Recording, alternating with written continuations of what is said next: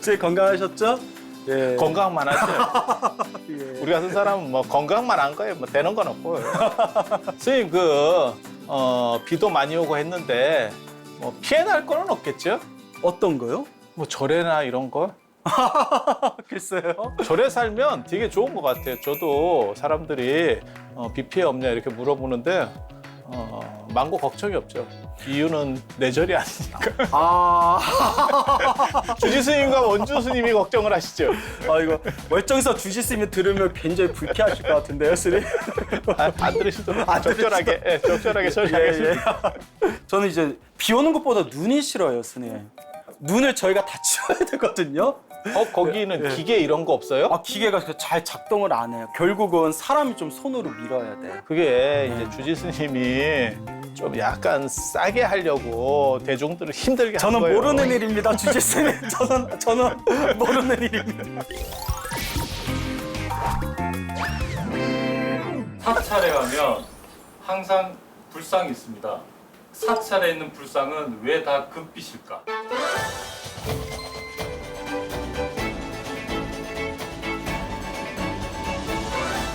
불상은 왜 보통 금빛으로 금색으로 불상을 모실까? 사실 저 그런 질문 많이 받아봤어요, 스님. 아 그래요? 예. 이렇게 예전에 사찰에 이제 절에 있으면 가끔 절에 대해서 잘 모르시는 분들이 이렇게 관광 차원에서 오신 분들 있잖아요. 그럼 가끔 지나갈 때 막 질문하잖아요. 저거 주련, 예. 한자로 된 주련 보면서 저거 무슨 뜻이에요? 물어보시는 분도 있고. 근데 스님 왜 법당마다 부처님을 다 이렇게 금색으로 모셨는데 그게 어떤 특별한 이유가 있는 겁니까? 라는 질문을 많이 받았거든요. 오늘 왜 불상을 금색으로 많이 모실까? 라는 부분에 대해서 또 스님께서 아주 해박하게 짚어주시리라. 금색 싶습니다. 아닌 적 본 적 있으세요? 금색 아닌 경우요? 예를 들어 돌로 만들었을 경우, 석불 같은 경우, 그리고 목불 같은 경우에도 금으로 안 한 목불 있지 않습니까? 그런 것도 이제 금색은 아니지 아, 않습니까? 그래요? 예. 아니 근데 개인적으로는 사실은 저는 그런 질문을 거의 받아본 적이 없어요. 왜냐하면 다 그냥 금색이었기 때문에 의뢰이 그러니까 마치 우리가 허리 굽혀서 인사하는 거를 가지고 누가 물어보지 않듯이 그냥 다 익숙한 거죠. 그래서 질문을 받았다는 게 굉장히 좀 특이했어요. 그래서 내가 무슨 생각했냐면 방금 스님 얘기를 들으면서 내가 생각보다 관광객이나 이런 분들하고 접촉면이 굉장히 없구나. 내가 숨어 사는구나. 이 생각을 했어요. 저는 다르게 생각이 되는데요. 관광객들이 질문하기에 너무 부담스러워 보이는 게 아니었을까요? 눈썹이 너무 진하셔가지고 저도 좀 만만해 보이고.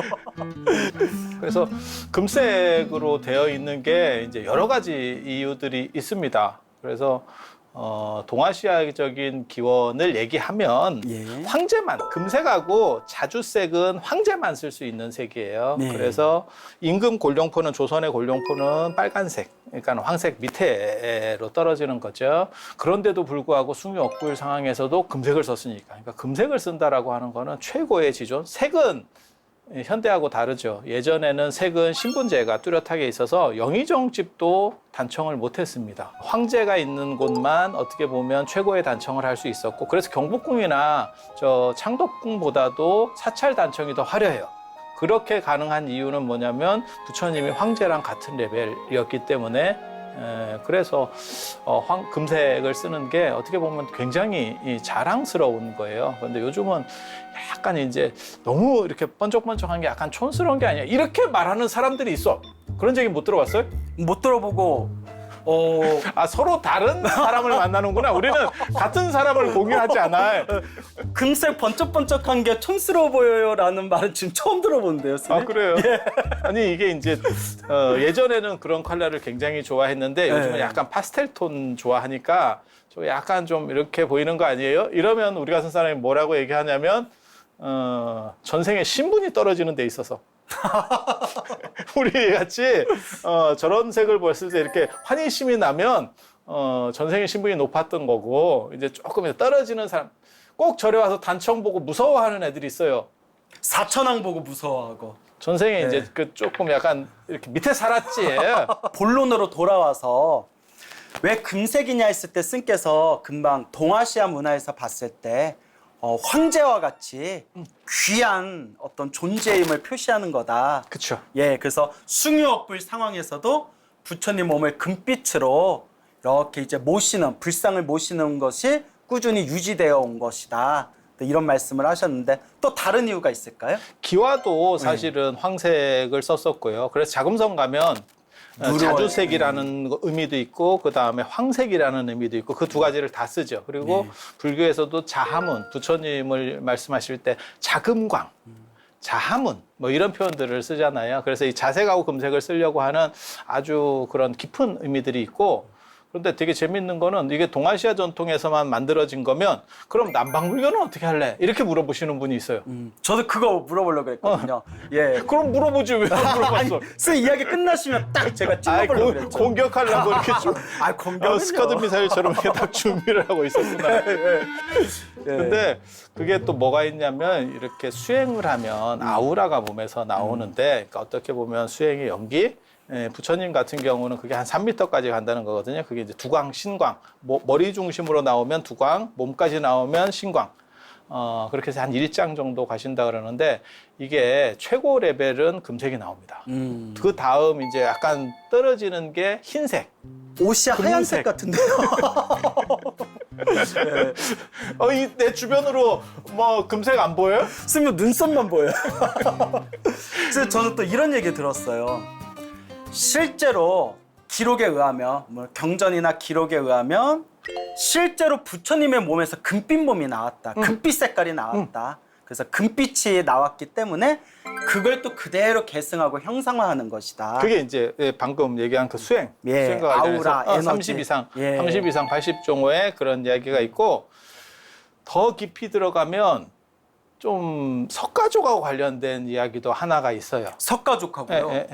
석가는 능력자라는 뜻인 거고, 그 석가족 말고 나라 이름으로 할 때는 우리가 갑이라고 이렇게 하거든요. 갑이라 선인 때문에 생긴 거예요. 그 동네에 그러니까 굉장히 잘 나가는 선인이 있었는가 봐. 수행자. 신선이란 말이죠. 수행자. 예, 굉장히 잘 나가는 수행자가 있었는데 그 사람 때문에 그 동네에 이제 지명 이름이 된 거예요.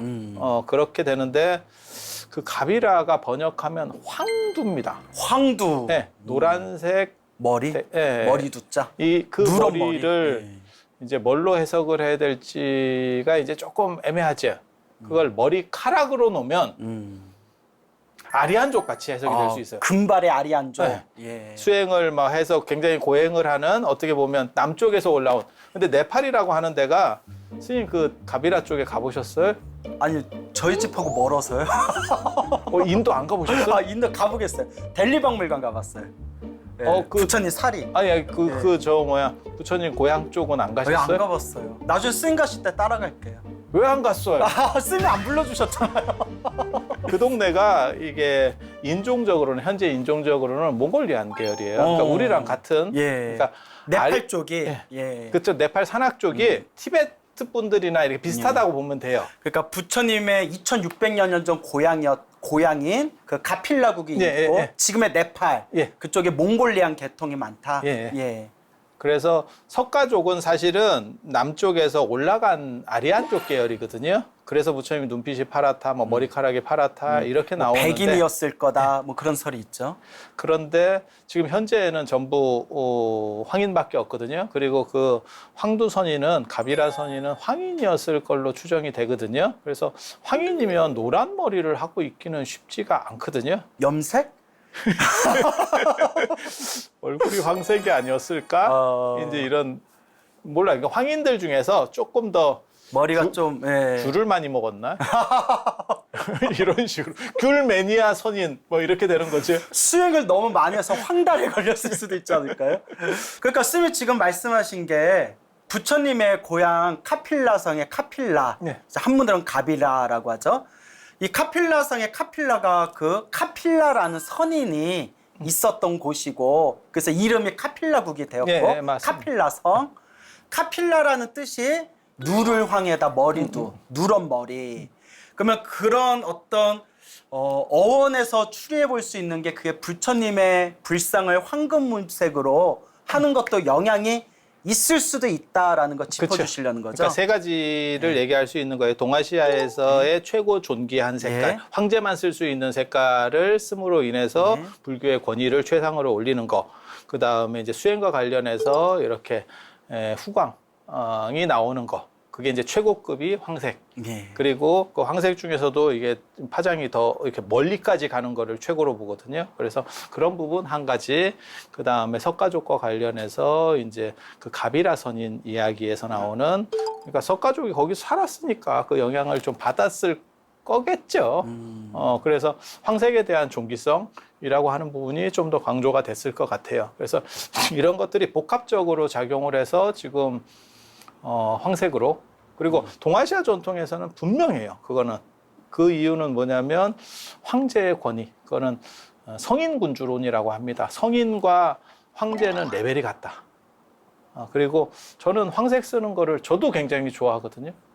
저도 금 매니아입니다. 이렇게 수행을 하니까 이쪽이 좀씩 이렇게 금색으로 바뀌는 것 같지 않아요? 글 좀 그만 드세요. 예. 제가 본 내용하고도 비슷한 것 같은데요. 저도 이렇게 대장경에서 찾아보니까 왜 부처님 몸을 황금으로 많이 이렇게 부처님의 형상을 표현하느냐. 금방 이야기한 거고 비슷한 것 같아요. 첫째가 실제로 부처님 몸에서는 황금빛이 나왔다. 그거 첫 번째. 또 두 번째는 황금은 말 그대로 사람들이 가장 귀하게 여기는 거잖아요. 그 당시. 맞아요. 지금도 그렇지만 가장 귀하게 여기는 그 황금, 그것으로서 아낌없이 가장 존귀한 부처님 몸에다가 이제 형상으로서 모시는 것이다. 그 어떤 존경의 의미겠죠. 우러러보는 존경의 의미. 세 번째가 굉장히 독특했어요. 우리가 금강이라는 표현 쓰잖아요. 금. 세상에서 가장 단단한 물질을 금강이라고 많이 표현하지 않습니까? 황금으로 모시는 거, 황금색으로 모시는 게 변하지 않고 영원토록 부처님의 법이 세상에 남아있어라, 유지되어라, 부처님의 법이여 영원하라, 이런 의미로 황금색을 모신다. 이렇게 이제 또 정리가 돼 있더라고요. 맞아요. 그 부분도 있는데, 금이라고 하는 게 사실은 동아시아에서는 신선하고 통하거든요. 그러니까는 변하지 않는 불사.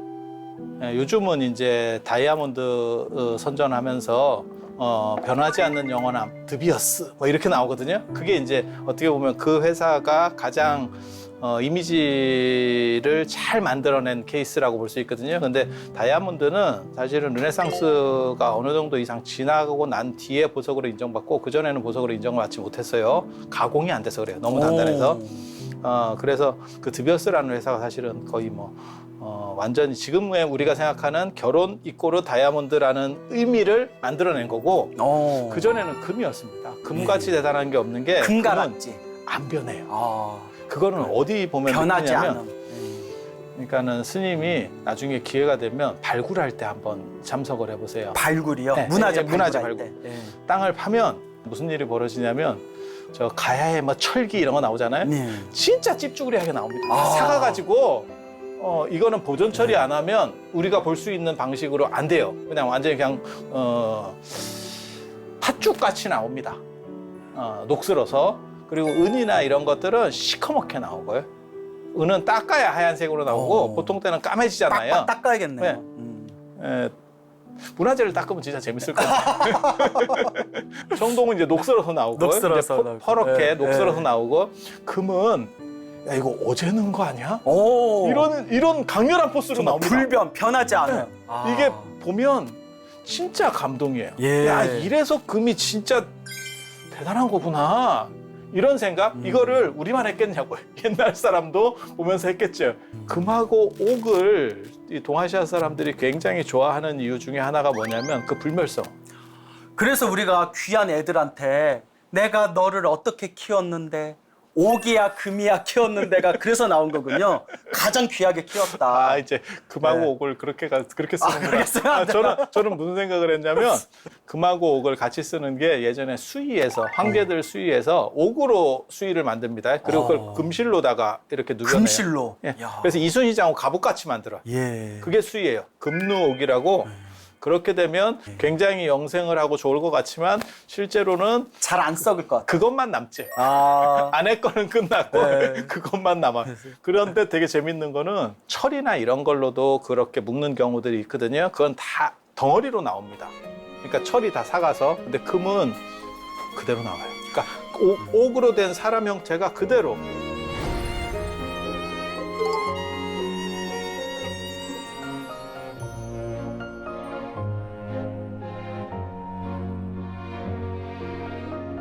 이 금이라는 게 어떻게 보면 영원불멸성을 상징하고 그게 지금 아까 스님 말씀하시는 것처럼 부처님의 가르치며 영원하라. 이렇게 또 한 가지가 뭐가 있냐면 불상을 최초로 만드는 이제 중화암경의 기록에 보면 뭐가 나오냐면 부처님께서 33천 어머니를 위해서 설법하러 가시거든요. 네, 천상세계 갔을 때 그리워가지고 부처님과 불상을 똑같은 만들어. 모습을 하나 만들었다. 그게 이제 어떻게 보면 불상의 권위를 이제 만들어내려고 갖다 붙이는 얘기인데 그게 이제 우전왕이 전단향으로 만들었다라고 하는 게 있고 그걸 만들고 조금 있다가 고살라우게 파사행학이 금으로 만듭니다. 제일 좋은 거. 네. 예. 거기서 우전왕이 전당향 귀한 나무로 만들었지만 난 더 귀한 거로 만들 거야. 연부당금으로 이제 만들거든요. 그게 자금이에요, 자금. 그러니까 금이 지금처럼 우리가 99.99 금이 있는 게 아니고 예전에는 순도가 많이 떨어집니다. 그 정제하는 이제 그게 기술이 떨어지는 거예요. 그래서 금마다 색들이 조금씩 달라요. 아니, 지금도 있잖아요. 똑같은 18K라도 화이트 골드가 있고 로즈 골드가 있고 전 그런 거 잘 몰라요. 공부만 해가지고요. 저는 수행만 해서 금 같은 거 몰라요. 그래서 그렇게 땀이 많이 나는 거예요.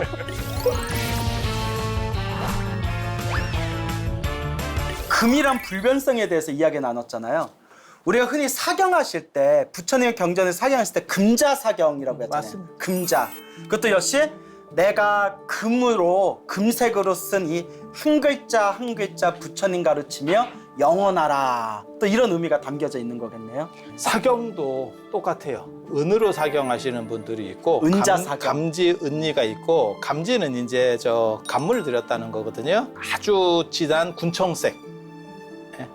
거기에다가 이제 금으로 쓰면 감지 금리가 되고 은리가 되고 이러는데 은리는 열어보면 까매요. 까매요. 예, 조금 이제 그러니까 우리 시간이 좀 은수저 지나면서? 생각하면 돼요. 예. 은수저 생각하면 돼. 약간 검해지죠. 네. 거무스름해지죠. 그래서 약간 좀 떨어지는 느낌이 들고 그래서 제가 그런 얘기 하는데 조금 원가가 더 들더라도 금으로 지금은 사실 금은이 굉장히 값이 많이 차이가 나지만 예전에는 지금같이 그렇게까지 차이는 많이 안 났었어요. 은은 한 돈에 몇천 원밖에 안 하고 금은 30만 원이잖아요.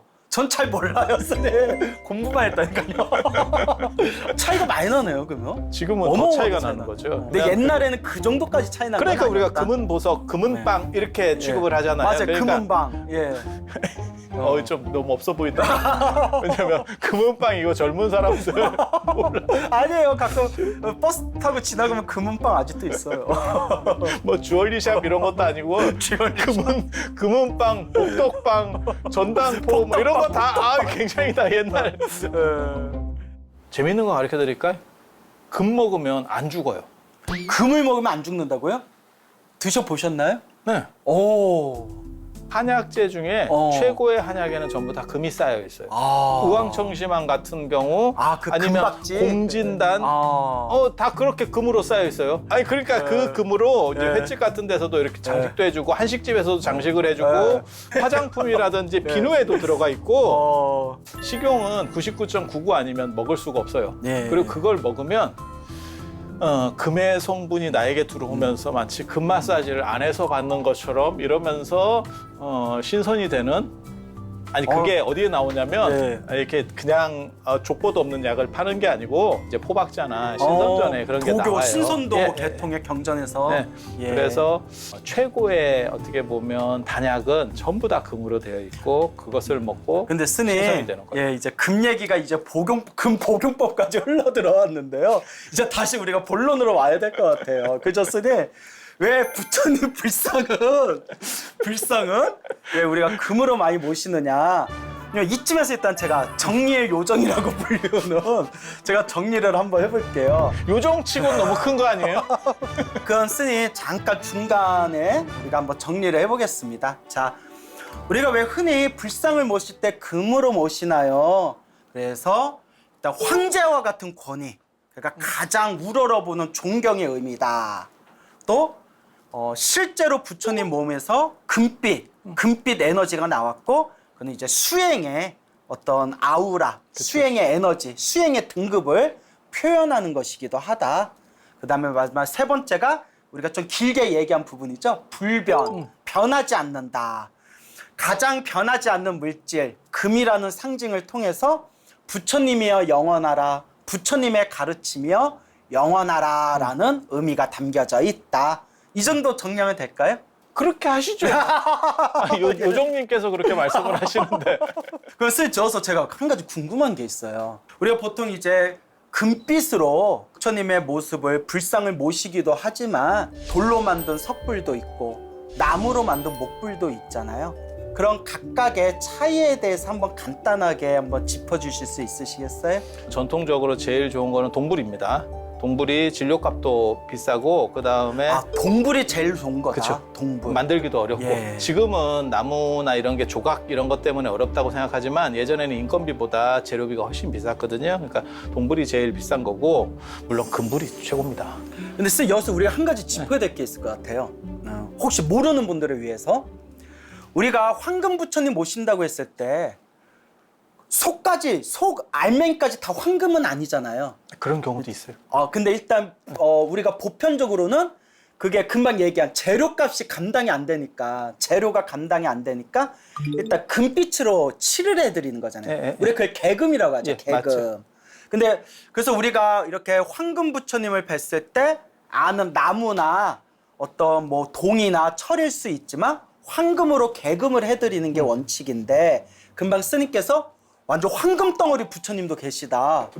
그 대표적인 어떤 사례가 있을까요? 금, 은으로 된 불상들은 사실은 큰 불상은 남아있지 자그마한 않아요. 불상. 예, 작은 예. 불상. 그래서 탑 같은 경우에서 나온 거. 그래서 최고 A급 탑에서 나오면 황복사지로 추정은 하고는 있는데 황복사지로 추정되는. 그것도 요즘 발굴되면서 좀 다른 얘기들이 나오는데 구항동 탑에서 나온 게 황금 불상이 2개가 나왔고요. 그다음에 얼정사 이제 저 팔각구충 석탑 같은 경우에는 은재 불상이 나왔습니다. 순수 은덩어리. 그렇죠. 그런 식으로는 작은 거밖에 안 남았고 그거는 숭유억불 때문에 큰 불상들은 다 이렇게 유실이 돼서 그래요. 그래서 탑이나 이렇게 발굴을 통해서 나오는 불상들만 그렇게 존재할 수가 있는 거고 대부분은 이제 동불이 제일 A급이 되는 거고요. 밖에다가 이제 동불을 다 조성하고 나서 오칠을 합니다.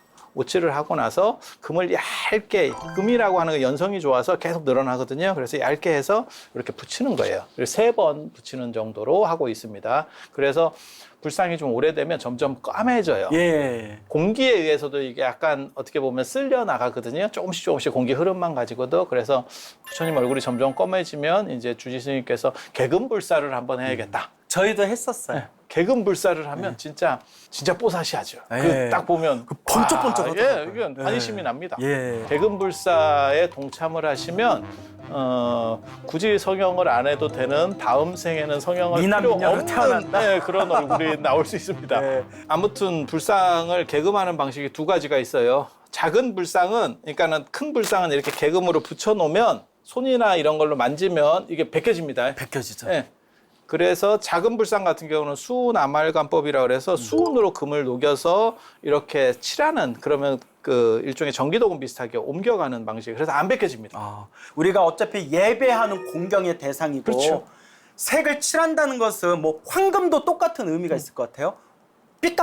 번쩍번쩍하는 황금이라든가 아니면 아주 섬세하게 고운 물감으로 쓴 그런 색칠을 불상이라든가 결국 우리가 예배 공경 올릴 때 그게 집중도가 높아지는 그렇죠. 거잖아요. 또 아까도 개금에 대해서 얘기했지만 개금불사를 막 끝낸 부처님 딱 보면 환희심이 나요. 가슴에 막 환희심이 날 정도로 막 번쩍번쩍 하거든요. 근데 그때 그럴 때 부처님께 절하면 훨씬 더 마음도 그렇죠. 더 이렇게 믿음이 강해지는 것 같고. 그러니까 예술 작품으로만 보는 사람들은 그 의미를 이해하지 못하는 거예요. 근데 스님들 입장에서는 저는 100% 신행의 의미에서 했을 거라고. 바라보는 예, 거니까. 그렇죠, 그렇죠. 예. 그리고 되게 재밌는 게 지금 불상을 보면 가사나 몸이나 다 노란색이에요. 네. 이건 굉장히 재밌는 거예요. 약간의 차등은 둡니다. 그래서 가사는 사실을 개금을 하고 살은 금색인데 약간 호분을 칠해요. 그래서 호분이라는 게 뭔가요? 그러니까는 그거는 어떻게 보면 안료 같은 거예요. 그래서 의복하고 신체를 분리시키려고 의도를 하기는 했었구나라는 생각을 읽어볼 수가 있고, 또 예전에는 중국이나 뭐 일본도 그런 게 있습니다. 뭐 동남아에도 있고 부처님의 옷을 진짜 입혔었어요. 부처님 불상의 옷을 실제로 입혔다. 야, 이거는 우리 불자님들도 굉장히 새롭게 여길 부분인데요. 저는 자장률사께서 중국 오대산에서 부처님 가사를 모셔왔다라고 하는 그거를 사실은 그 부처님이 입으셨던, 진짜 부처님이 입으셨던 가사가 아니고 불상에, 영험한 불상에 착용했던 그 가사다라는 정도로 추정을 하고 있거든요. 그 말씀도 맞을 수 있는 게 2600년 전 부처님 가사가 자장률사면 거의 1000년 정도 지난 거잖아요. 그게 만약에 면이라면 벌써 바삭바삭해서 다 사그러졌을 것 같은데요. 맞아요. 예. 근데 이제 비단 가사니까 이제 그러니까, 더 이제 그게 되는 거죠. 중국에 있는 어느 영험이 있는 부처님 불상에 입혀놨던 가사를 받아왔다. 지금도 이렇게도 얘기할 수 있는 인도를 거네요. 가면 우리도 그런 걸 합니다. 그래서 가사 공양을 올리면 쿠시나가라고, 부처님 돌아가신 쿠시나가라고 붓다가 부처님 성도하신 데에서 그렇게 가사 공양을 올리면 거기 이제 관리하는 스님이 그 가사를 착용을 해주죠. 그리고 제가 이번에 꼭 모시고 가고 싶습니다. 뭐 집에 입시생이 있어요. 뭐 이러면 그 가사를 다시 줍니다. 오. 근데 이 정도 가사는 아니었을 거고 훨씬 더 의미 있는 가사였겠지. 그래서 자장률사가 가져올 정도 예. 가사면. 예. 그래서 그런 정도 가사가 아니었는가 추정을 하는데, 되게 재미있는 건 만약에 가사를 직접 착용을 시키면 개금하고 안 맞는 거예요. 안 맞죠. 왜냐하면 아까 선생님 말씀하신 것처럼 가사 착용했다 벗겼다 하잖아요. 예. 까맣게 일어납니다. 예.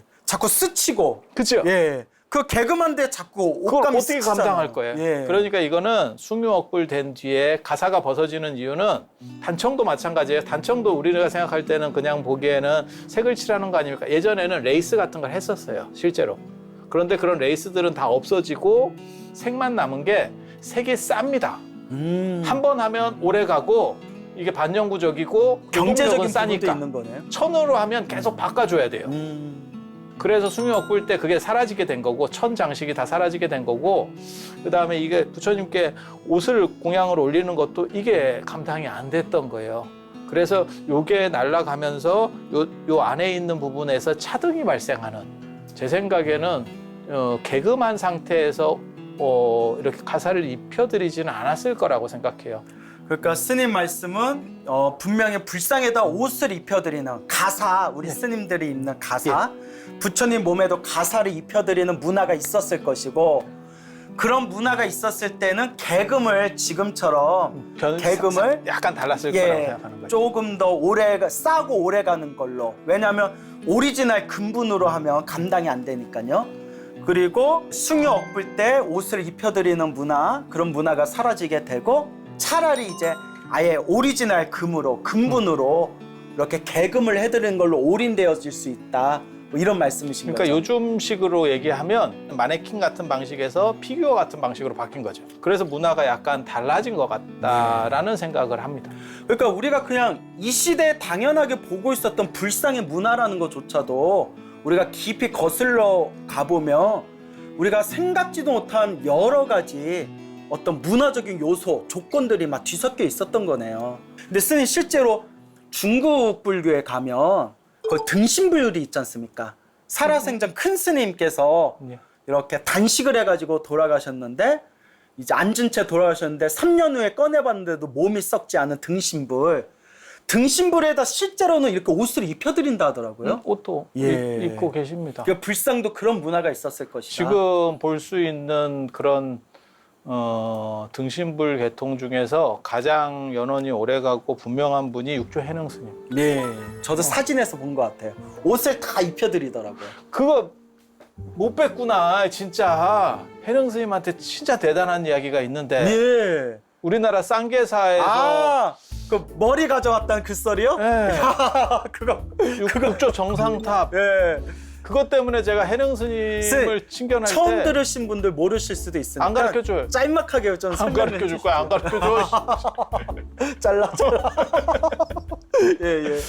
해능 스님을 너무 존중한 나머지 해능 스님이 돌아가시고 난 뒤에 신라 시대 때죠. 예, 이게 머리를 이렇게 좀 너무 잔인한 얘기긴 네. 한데 그게 이제 존경해서 중국에 가서 해능슨 등신불 머리를 모셔와가지고 쌍계사 탑전에다 모셨다. 그게 신라 시대 때. 예, 맞습니다. 예, 그 어느 스님이셨죠? 두 가지가 있어요. 예. 그러니까는 우리 쪽에서는 가지고 왔다. 예. 라고 하는 거고 저쪽에서는 해능 훔쳐갔다? 스님이 미리 인지하고 있어서 거기에 대해서 경계를 했었고 살아계셨을 때 그 다음에 그게 이제 절취하려고 하는 현장이 발각돼서 세콤에 의해서 걸려서 결국 시도가 안 됐다.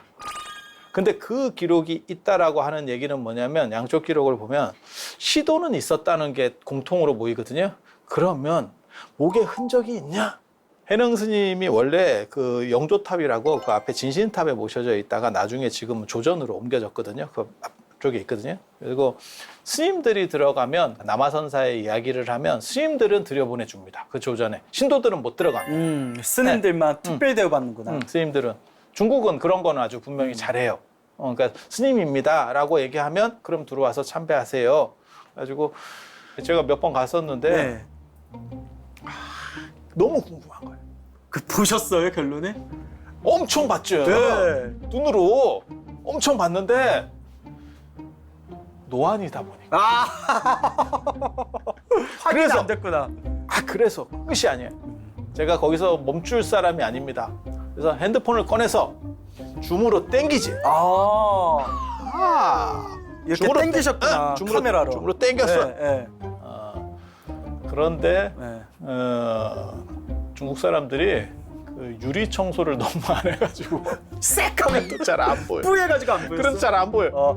유리 창문을 이렇게 막아놨구나. 네, 다 이렇게 밖에서만 볼 수 있게. 칸칸이 막혀 있거든요. 그래서 바로 옆에서도 볼 수 있습니다. 근데 이게 오칠을 해놨거든요. 사실 해능 스님도 네, 오칠을 시커멓게 똑같이 해놨거든요. 오칠했더라고요. 그래서 이게 구분이 더 잘 안 되는 거예요. 무슨 생각도 있냐면 이번에는 스마트폰 후레쉬까지 한번 키면서 하고 싶은데 아이스 근데 제가 좀- 궁금한 거는 좀 욕먹을 것 같아서 어차피 확인은 못 하셨고 확인은 못 하셨잖아요. 확인하기도 힘들고. 너무 이렇게 못 박지만 굉장히 중요한 것처럼 이렇게 계속 약을 팔았는데 아유 근데 중요한 거 정말 가져온 걸까요? 안 가져온 걸까요? 못 갖고 왔어요. 못 갖고 근데 왔겠죠. 그냥 몸에 있습니다. 예. 그러니까 흔적이 그러면 있느냐를 보는 거지. 쌍계사 석탑에다 모셔놨다는 것은 육조 정상탑. 예, 그 기록에 보면 되게 예. 재밌어요. 육조 정상탑도 지금은 그렇지 않은데 예전에는 손이 들어갈 수 있는 구조였고 그 손에 넣으면 예 만져진다. 머리카락이 예, 예. 섬뜩하다. 야. 근데 이게 여기만 나오는 게 근데 아니고 머리카락이 있으면 안 되죠. 삭발했는데. 자라나요. 돌아가신 분인데 머리털이 자라나요. 자란다고요? 머리하고 손톱은 자랍니다. 진짜 이쯤 되면 이거 미스테리 극장 되는 거예요. 지금 분위기가 마스다가 아니라. 아니에요. 원래 자라나요. 예? 원래 자라나. 네, 어느 정도까지는 근데 해능신 같은 경우에는 돌아가신 지 오래되셨잖아요. 믿음이 부족해. 그 어른 스님을 없애서 어떻게 보는 거예요? 아니 하여튼 그럼 못 가져왔는데 그러면 그 육조 정산탑에 안에 있다 잡힌다는 건 뭘까요, 스님? 그런 어른을 모시려고 하는 사실 도의국사도 그렇고 범일국사도 그렇고 이런 분들이 전부 그 어른을 참배하겠다는 그 일념 하나로 이 사람들이 가거든요. 그러니까 가지산문의 도의국사 우리 종조고 해능심에 대한 공경과 믿음으로. 예. 그 생각으로 해서 모셔왔다라고 하는 어떠한 전설적인 이야기가 존재하는 거고요. 아무리 내가 존경하고 아무리 옆에 모시고 싶어도 그 하늘 같은 스승님의 등신불에 머리를 잘라가서 가져갈 생각을 감히 할 수 있었을까? 좀 그게 이해가 안 되는 거예요, 저는. 스승 같으면 하시겠어요? 그런데 네. 진짜 한 가지만 비유 드릴게요. 제가 자연스을 너무 좋아해요. 근데 자연스이 가가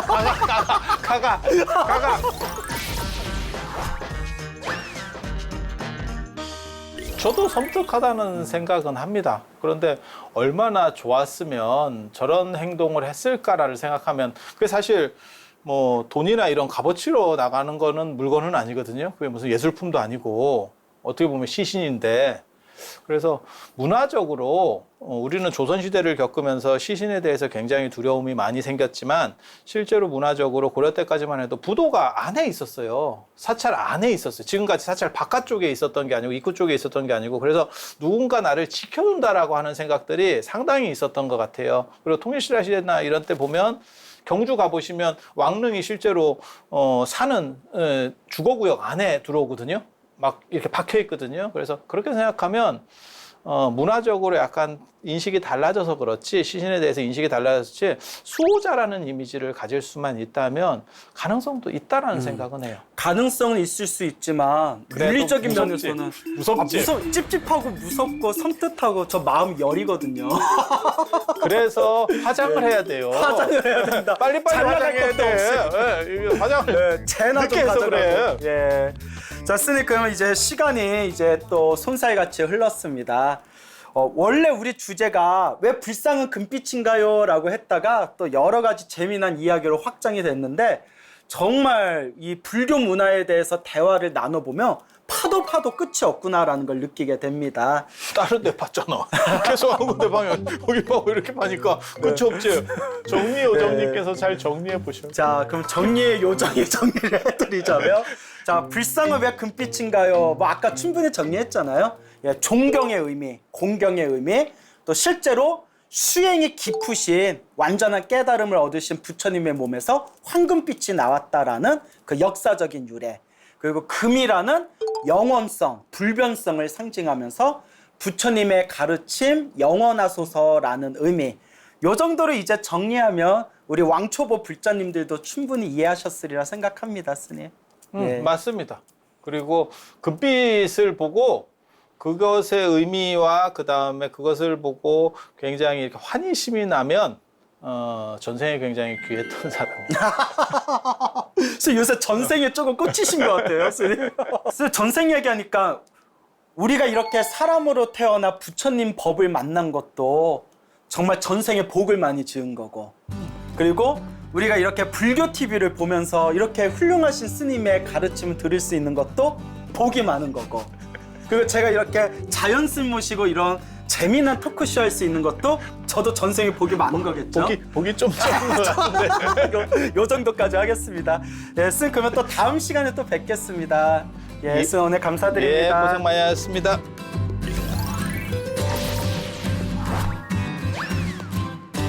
이런 이야기를 통해서 마지막 이런 결론을 얻게 되었습니다. 사실 불상이라는 것은 우리 불자들의 불심을 키워주는 가장 좋은 수단이고 방법이다. 하지만 큰 스님들도 말씀하셨다시피 나무로 만든 불상은 불에 타서 사라지고 돌로 만든 불상도 언젠가는 먼지로 바스러져서 사라질 것이고 황금으로 만든 불상조차도 영원하지 않을 것이다. 그럼 진짜 불상은 어디에 있는가? 불에도 타지 않고 사라지지 않는 영원한 불상은 어디에 있는가? 그게 바로 자연 스님 마음에도 있고 제 마음에도 있고 우리 모든 불자들, 모든 중생들 마음 안에 있는 이 불성, 이 불성이야말로 진짜 불상이 아니겠느냐, 이런 생각이 들었습니다, 스님. 그래서 이렇게 자려고 하면 가끔 안에서 불성들이 너무 많이 나오죠. 그런 거 보고 천불이 난다. 천불이 난다.